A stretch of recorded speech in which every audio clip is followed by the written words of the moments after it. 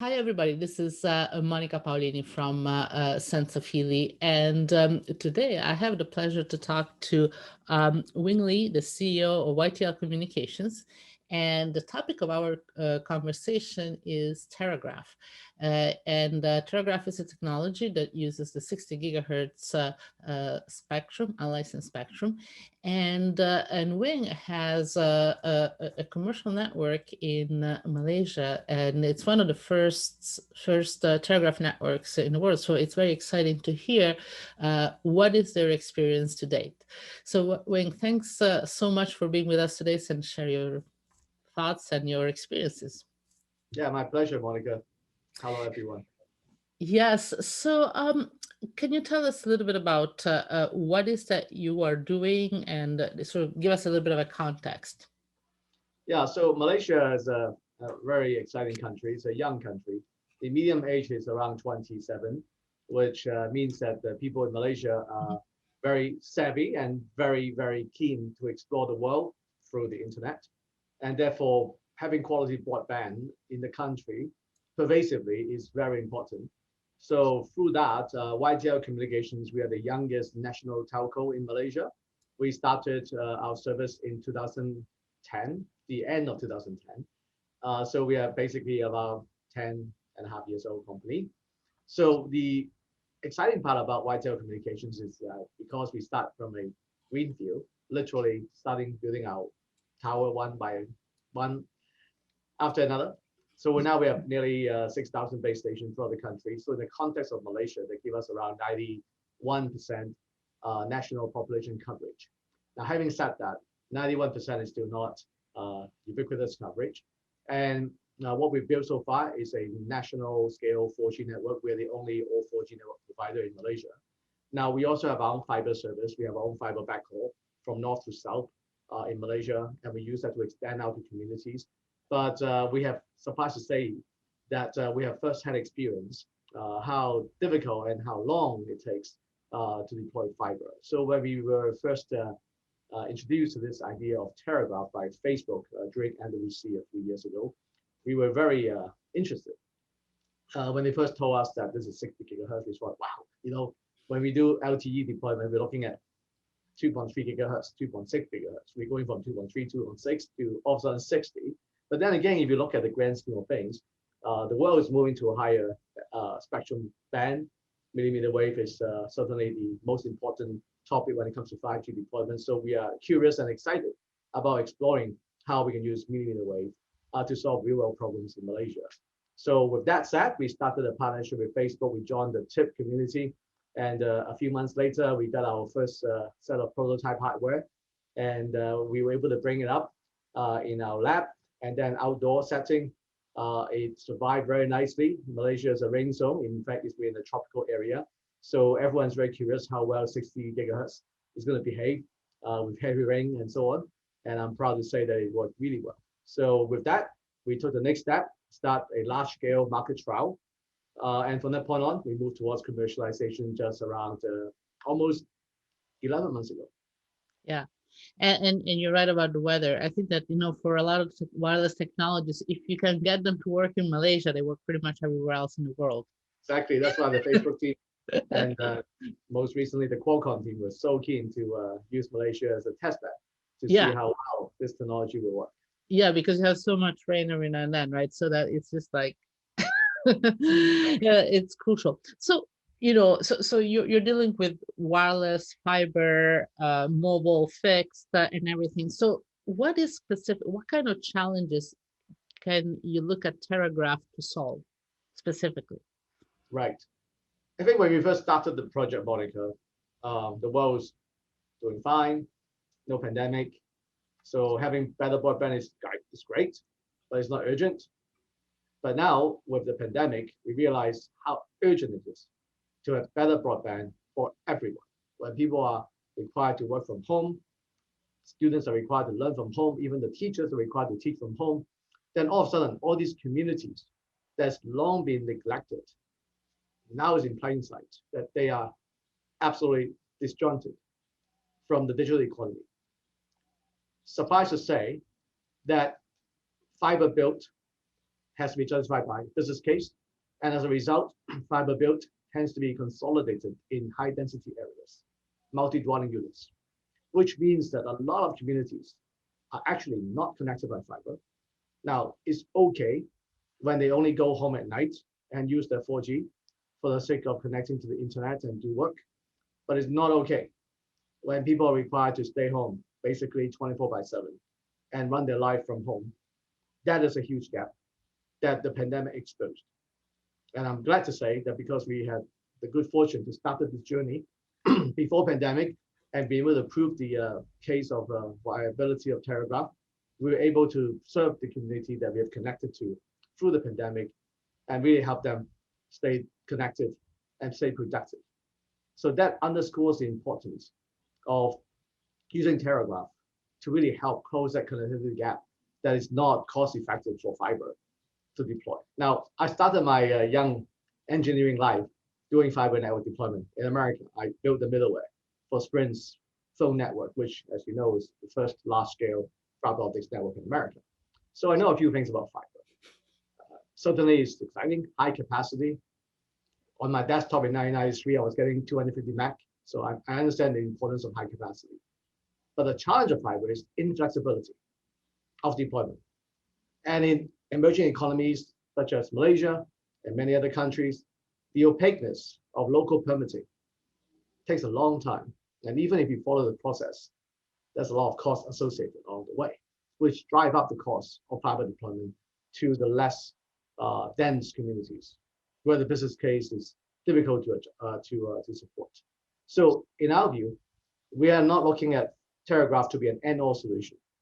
We're looking at Terragraph as a new tool that we add to our toolbox, in addition to fiber, that we can use to provide better connectivity throughout the country, no matter the geography, no matter the density. Yeah. So basically, it's complementary to fiber. Wherever fiber cannot get to the home, to the business, you can have a Terragraph. That's exactly right. Yeah. Our goal is that when there's existing fiber, and it's well connected, don't reinvent the wheel. Mm-hmm. Where there's a lack of fiber, Mm-hmm. I believe that's where new technologies such as Terragraph can cost effectively provide quality broadband, or Mm-hmm. help people densify the existing network even more, such as industrial zones. Mm-hmm. Yeah. So when you so Terragraph as a sort of like a transport, as a sort of wireless fiber type of solution, what does it connect? Because as you mentioned, with COVID, we're staying at home. We need to have good connectivity at home, but there is more than that. So, and hopefully we're gonna get out of the COVID pandemic. So, who is that you're going to be able to connect through Terragraph? Is it public locations, enterprises, in addition to homes? And what type of homes? Because like we have multi-dwelling units, single homes. So what are the endpoints of the Terragraph network? There are multiple layers because Terragraph has such high capacity. Mm-hmm. With our current set of launch commercial products, we are already looking at 4.6 gigabit per second bidirectional link. And with the Qualcomm radio, we can actually do channel bonding. So you can go from 4.6 and you double that to 9 gigabit per second each way. So we are talking about true fiber level capacity, with which we can slice the network quite a few times. Network slicing is a great idea to the extent you have enough capacity, right? So I think we have enough capacity with channel bonding using Terragraph radio. As a result, we can have multiple layers to serve different type of services. FWA certainly is a low-hanging fruit. Most people can understand the viability of FWA that we just talked about, going deep into community and providing everyone quality broadband that is fiber speed without having to hold fiber and wait for 3-4 years to get the fiber there. Second use case, most cities are moving towards smart city, critical infrastructure management. When you have such high capacity and such low latency, we are seeing less than 5 millisecond latency on the Terragraph network. You basically have a fiber-like network that is wireless. So that could certainly support CCTVs, surveillance, IoT monitoring for critical infrastructure. So that's another exciting use case that's more aligned towards smart city, critical infrastructure, IR 4.0. And then you have another, you still have capacity left, right? So we are looking at wireless backhaul. Wireless backhaul for our 4G network, and very soon, wireless backhaul for 5G network. When you have such fiber-like capacity and low latency, there are many, many creative use cases. Here, that's where we need to work on to get those use cases out there. And I guess it's for cellular is mostly for small cell backhaul primarily, right? Where you don't typically have fiber, because in the towers you probably have fiber already. It's yes and no. In Japan, for instance, I talked to my friend Tariq, and I'm envious because he can bring a brand new network up, Rakuten Mobile, very quickly because tons of dark fiber throughout Japan. Well, not so lucky here. Our fiber deployment in this country is mostly in urban areas. So we are outside of urban areas. Access to fiber is rather limited. So as a result, a lot of our base stations are running on microwave backhaul. As you well know, microwave is not ideal, can be quite congested. It's a much lower capacity technology as compared to what we just talked about with Terragraph. So we are excited to look at new use cases beyond FWA to move towards mobile backhaul. And when you can mobile backhaul 4G, then certainly we can mobile backhaul 5G, because 5G, the cell radius will reduce, which actually is a sweet spot, right, of where Terragraph can serve very well. Yeah. Now, if you especially as you go outside of urban areas or even within urban areas, clearly 60 gigahertz is not the best technology in terms of reach. Is that much of an issue for you, the limited reach of 60 gigahertz? Yes and no. So right now with Terragraph in Malaysia, we are transmitting at net 43 dBm, which is a lower transmit power.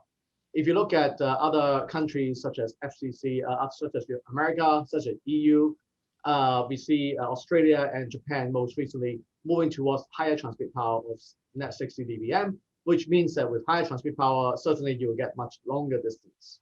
And there are enhancements when it comes to antenna technology. So as you know, Terragraph, we run on phased array antenna, which is rather advanced.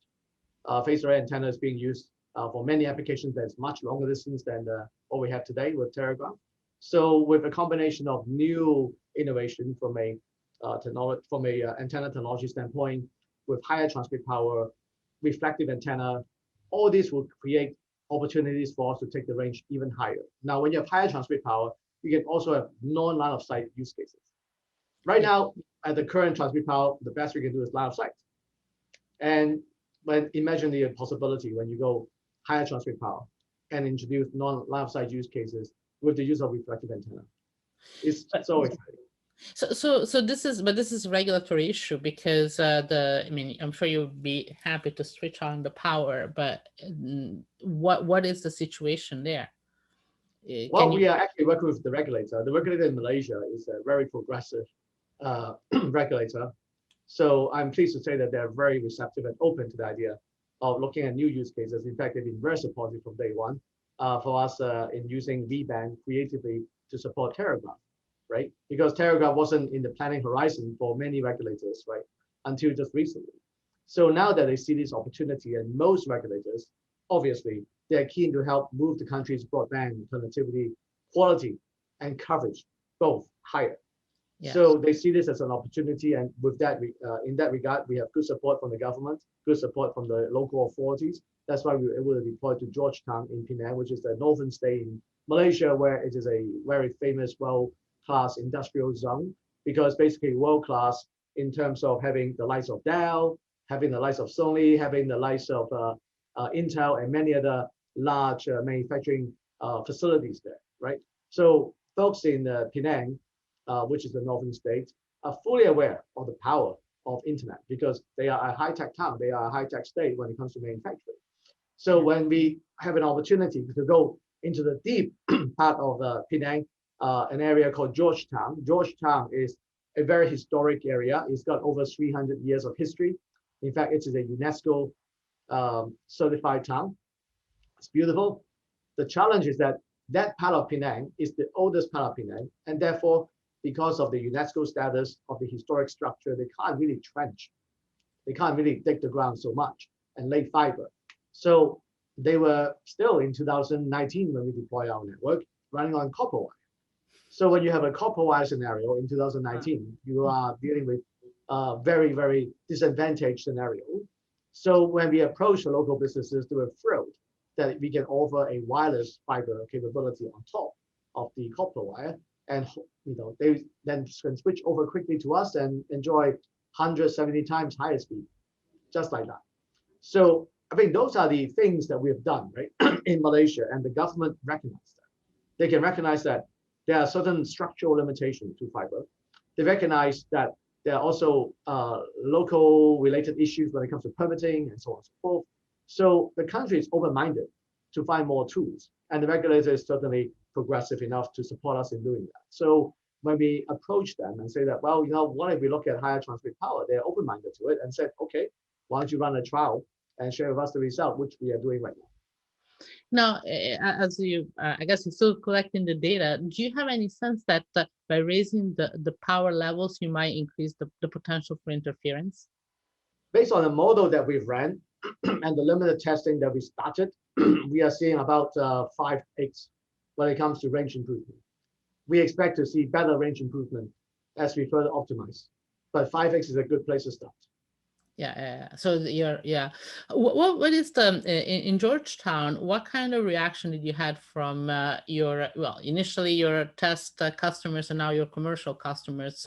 What feedback are you getting from them? They love it. There's no going back to copper for sure.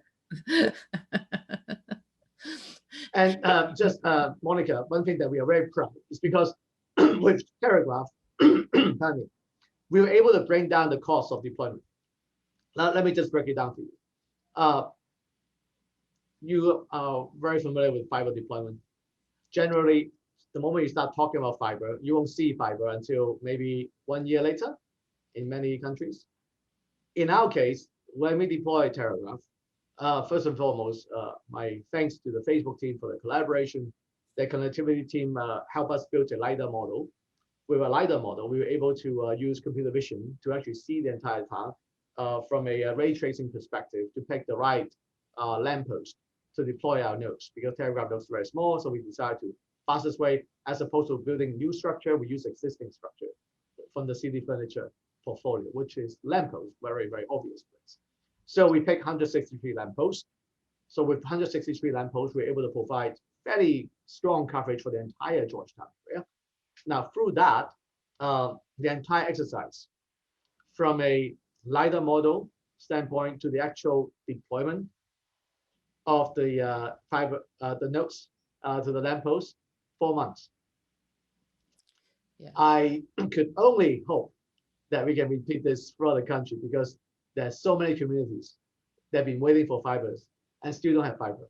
And we are happy to repeat this 4 months model, optimize it further down to maybe a 2 months model to really power up many, many communities throughout the country. Yeah, and also, let's say you want to go to a different city, similar but the completely new city. You don't need to deploy the entire network before you start offering service, and then you can grow organically based on demand, which I'm sure from what you say, demand is not your problem. That's not your bottleneck. But you might decide to go more in one part of town versus another, or you don't have to commit. Like with fiber, it's a much longer strategy, and you have to lay fiber before you can offer service. This is not the same here, because you can quickly expand your network. You're exactly right. So you look at the Georgetown network that we built, there are some new demands, right? After we started building, obviously the good news is out there, and people say, hey, what about me? So it's merely adding a few more radios, because it's a mesh network, right? So it's not point to point. I think your audience should know that. So with a mesh network, by adding more nodes, you're just adding more nodes to the mesh. So we can expand capacity as well as coverage very easily. And we were able to move to where the demand is. See, when you build fiber, it's impossible. After you lay the fiber and some guy call you up 2 blocks away, you cannot start from ground zero all over again. It's impossible. Yeah. So we're not here to say that fiber is not good. We're here to say that fiber has a role to play, but fiber cannot match the flexibility of wireless. When you have something like V-band, OpenSS, fantastic tool. Now, you're ahead of the game here. You're one of the first deployments. So what is that you learned that kind of surprised you as you were developing Terragraph? And, and I imagine that not everything worked out of the box. So what is that you learned as you were going through? Well, we learned that while it's great to work with cities, some municipalities, they are more progressive, and we are proud to say that the Penang government and the local council has been very supportive and progressive. And when we have conversations with others, that could take a little longer time. So one thing we've learned in our Georgetown exercise is that we also could use rooftops. So just because lampposts are good doesn't mean that you must use only lampposts. See, the lightweight nature of Terragraph Go is really small, right? It's less than 2 kilograms. You can mount it pretty much anywhere, even on a billboard, right? So I think Georgetown exercise has taught us how to be more imaginative when it comes to finding structures to build the next Terragraph network. What we are now testing is to go to industrial zone. And when you go to industrial zone, for the most part, those factories are 2-3 story tall. So rooftops, fantastic. Rooftop is actually quite a bit less obstructive because you don't have to deal with people building billboard. All of a sudden, one fine day, you have an obstruction and you have to go back and make some adjustments. Or trees start growing and so on and so forth. So when you go to 3 story tall, you don't have too many trees there. And you don't have too many billboards there. Hopefully not. So that is a very beautiful environment for us to build a match. But then you need to negotiate access with the real estate owners, right? Is that? Yes and no. If they are the one that use the service, if they want to benefit from this broadband, and when we talk to the industrial zone, which is another area that we are talking about, they are running on. Let me tell you this very interesting story. So they're using this local ISP whose name I cannot disclose, but they subscribe for 800 megabit per second fiber optic service from this ISP. Sounds good, right? And the factory owner showed me, and I went and saw it myself. The best they can do is 80 meg. So just because it's fiber doesn't mean it's good. Not all fibers are created equal. Right. And yeah, and I guess it depends also on whatever the supporting network is. So that's clearly an issue. And as you said, because of the mesh nature of the of Terragraph, you can make sure you can get easy access. So for instance, if you want to have a 4G cell on a rooftop, but the real estate owners don't really see a huge advantage other than if you pay them the rent. Exactly. As I mentioned, the Terragraph node is so small. It's literally this big, right? So you're not talking about a microwave dish. You're not talking about a 4G base station. So when the tenant are also the benefactor of this technology, it's much easier discussion. Yeah. Imagine, I was telling my colleague, and I think your viewers would certainly understand this point. Let's just say back in the days when I lived in America, I used Dish. I was one of the first adopter of Dish Network because I want my HD feed, right? And watch HBO and so on. So when I want my Dish network, they have to come and install a dish.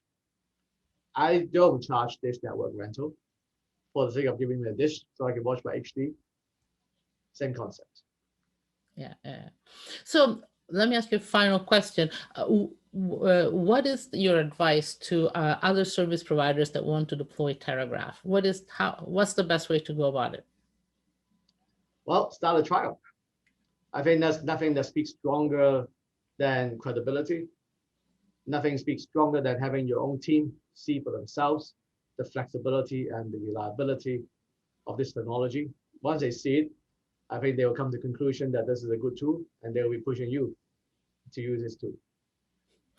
Well, Wing, thank you so much for sharing your thoughts. This is a very, very nice story. That it's great to see how this technology can help so many businesses and people in in Georgetown. And throughout the world. Oh, We're excited well, about the. you started there, but Yeah, V-band is brilliant. We think about it. I'll say one more point. yeah, sure. When I talk to my colleagues in Malaysia and also with industry peers, I told them that, look, the world's most innovative band is not 4G band. We might think so just because we have 4G network. The world's most innovative band is 2.4 and 5 gigahertz open access Wi-Fi. The coolest tag that you see for your connected home experience and so on all rides on this 2.4 and 5 gigahertz band. So what we're doing here with V-band is to repeat that open nature to drive innovation, but using millimeter wave. Yeah. So that's the new paradigm that we should be looking at. Well, yeah, and it sort of makes sense because it's all unlicensed, but the frequency they use is high enough that the unlicensed part doesn't really mean bad service, because if you can reuse the frequency, that's just as good as licensed. Exactly, and we are quite happy with our Wi-Fi service at home. Like, yeah. People are now using Wi-Fi 6. I don't see people complain about Wi-Fi 6. Well, even with Wi-Fi 5, I mean, that's like 80% of the traffic from mobile devices. So no matter what people, even if people complain, the fact is that that's most of the traffic goes through, which is not to say you don't need cellular, but Wi-Fi is doing the heavy lifting here. We need multiple tools. Exactly. I'm a strong believer. Our job is to create toolboxes, and we find the right tool to do the job. The more tools we have, the better the world will be. Yeah, and then everybody can get connected with whichever they have and they need at the time. That's right. Well, thanks so much for talking to us today. And I would like to thank the audience for watching this. And this is part of a report on Terragraph, which you can download from www.senzafili.com. So thanks for being with us today. Thanks, Monica. All the best.